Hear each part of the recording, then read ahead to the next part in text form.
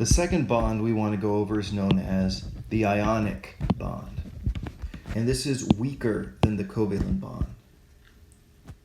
This is where one atom takes an electron from another atom. So instead of sharing, you literally have an electron that jumps from one atom to the next, creating an imbalance of charge. The atom that takes the electron becomes a negative ion. That's why we call these ionic bonds. A negative ion is known as an anion. Just think about it. It would have an extra electron. Electrons are negatively charged, so it would itself become negative in charge. The atom that loses an electron becomes a positive ion or a cation. And this is because it lost something negative. And if it loses something negative, it becomes positive. What happens is that the opposite charges of these two atoms or ions now will attract each other to form the bond. So the example here is Na, or sodium, which has 11 protons and 11 electrons, and chlorine, or Cl, which has 17 protons and 17 electrons. Now notice I put the charges next to the P and the E to show you that protons are positively charged and electrons are negatively charged. Let's look at sodium again. We have 11 protons in the nucleus. We have the first orbital, which is filled with 2 electrons. We then go to the second orbital, which fills as well. Remember, the second orbital can have up to 8.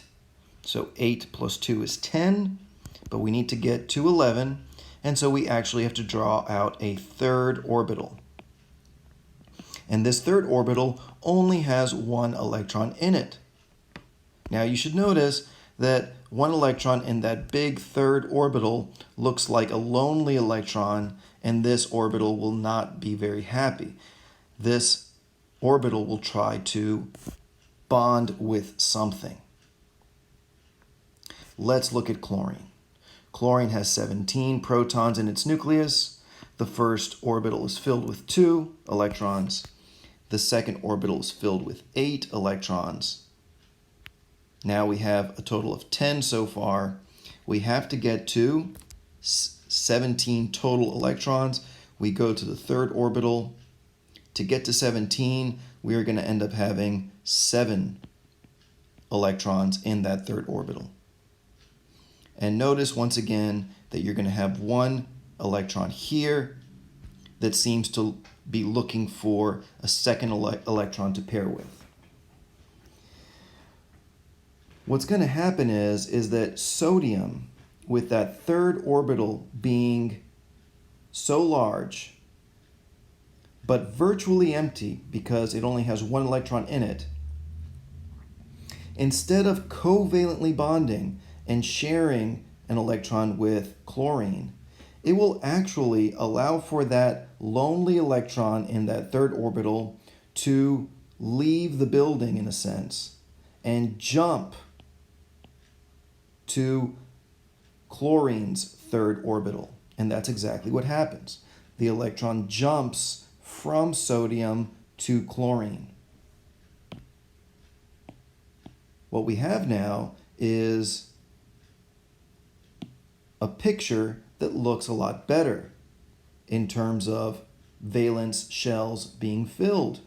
Because now what you notice is that sodium has 11 protons, still has that first orbital completely filled. And look, it has that second orbital completely filled. And it doesn't have that third orbital any longer, which means that that second orbital is the outermost orbital and seems to be perfectly stable. If we look at chlorine, on the other hand, as well, we have 17 protons. We have the first shell filled, the second shell filled, and the third shell rather full with 8 electrons. So much more stable than before. But now we have changed the charges of these atoms. We have turned them into ions. So let's see here what sodium looks like. The sodium will have 11 protons, which are positively charged entities. It will now only have 10 electrons. This is an imbalance of charge, giving that sodium a positive charge, turning it into a cation. The chlorine, on the other hand, will have 17 protons still, but has gained an electron from that sodium for a total of 18 electrons, giving it an imbalance of charge for a negative charge. So what we do is we put a plus sign on the sodium, we put a negative sign on the chlorine, and we can use this line here to show that there is an attraction between positive and negative. Opposites attract when it comes to charges. And this is the ionic bond that has formed.